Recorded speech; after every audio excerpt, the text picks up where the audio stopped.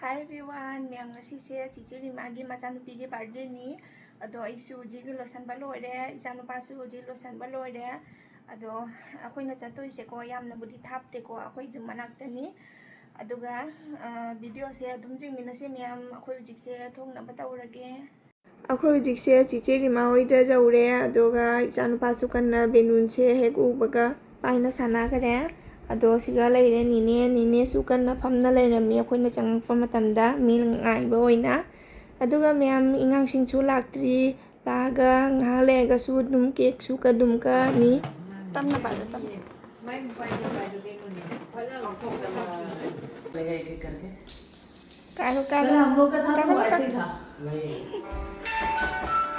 ꯑꯩꯈꯣꯏ ꯍꯧꯖꯤꯛꯁꯦꯀꯣ ꯃꯊꯛꯇ ꯑꯃꯨꯛ ꯀꯥꯔꯦ. ꯏꯆꯥꯅꯨꯄꯥꯒ ꯑꯩꯒ ꯑꯗꯩ ꯏꯆꯦꯃꯟꯒ ꯇꯧꯔꯒ ꯑꯩꯈꯣꯏꯁꯦ ꯆꯤꯆꯦ ꯔꯤꯃꯥ ꯍꯣꯏ ꯃꯣꯏ ꯃꯆꯥꯅꯨꯄꯤꯒ ꯃꯊꯛꯇ ꯂꯣꯏꯁꯜꯂꯤ ꯍꯥꯏꯅꯅꯦ, ꯔꯦꯗꯤ ꯑꯣꯏꯔꯤ ꯍꯥꯏꯅ ꯑꯩꯈꯣꯏꯁꯦ ꯃꯊꯛꯇ ꯂꯥꯛꯑꯣ ꯍꯥꯏꯅ ꯃꯊꯛꯇ ꯑꯣꯏꯅ ꯀꯥꯈꯠꯂꯦ. ꯃꯌꯥꯝ ꯑꯁꯤꯒ ꯂꯩꯔꯦ ꯆꯤꯆꯦ ꯔꯤꯃꯥꯒꯤ ꯃꯆꯥꯅꯨꯄꯤ ꯉꯁꯤꯒꯤ ꯕꯥꯔꯊꯗꯦ ꯒꯥꯔꯜꯗꯣ. ꯑꯗꯣ ꯃꯥꯁꯦ ꯆꯍꯤ 2 ꯐꯥꯗꯣꯏꯅꯦꯕꯀꯣ ꯍꯟꯗꯛꯁꯦ. एकदम कोणात अनिया तौली पुणे असं घ्या ते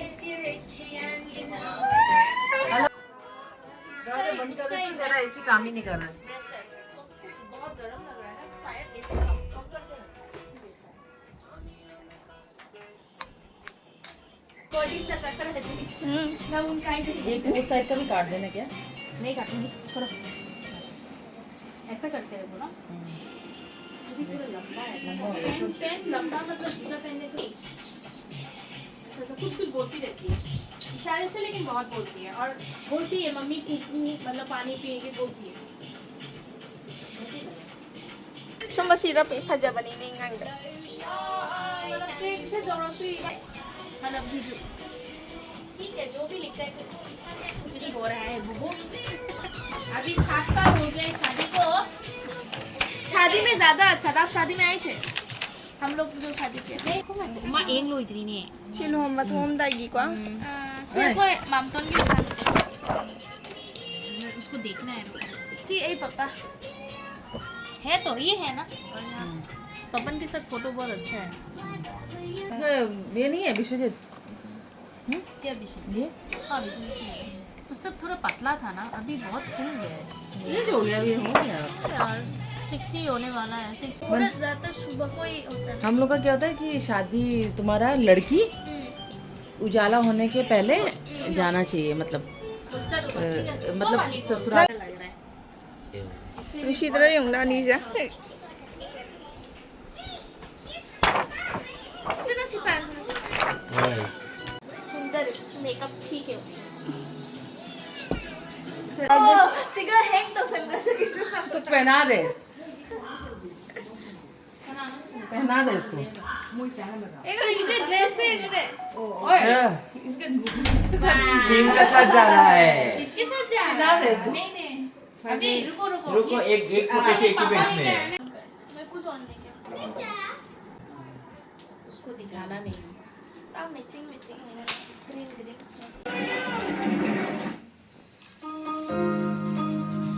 वीडियो करना है. फोटो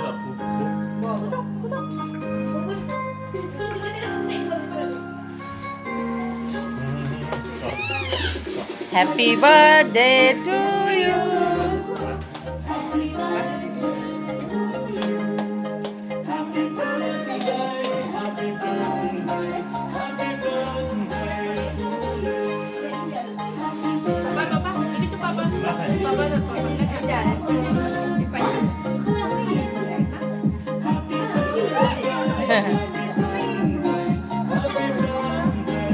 हाँ दे.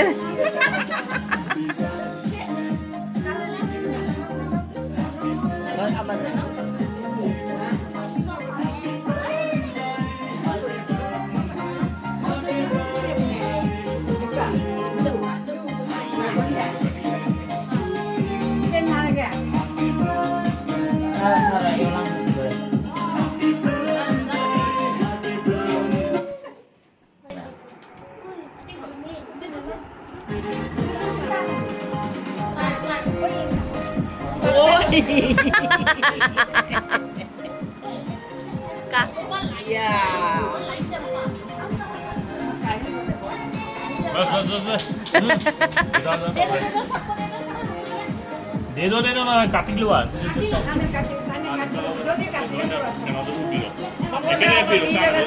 उसको दे देना एक ये मैं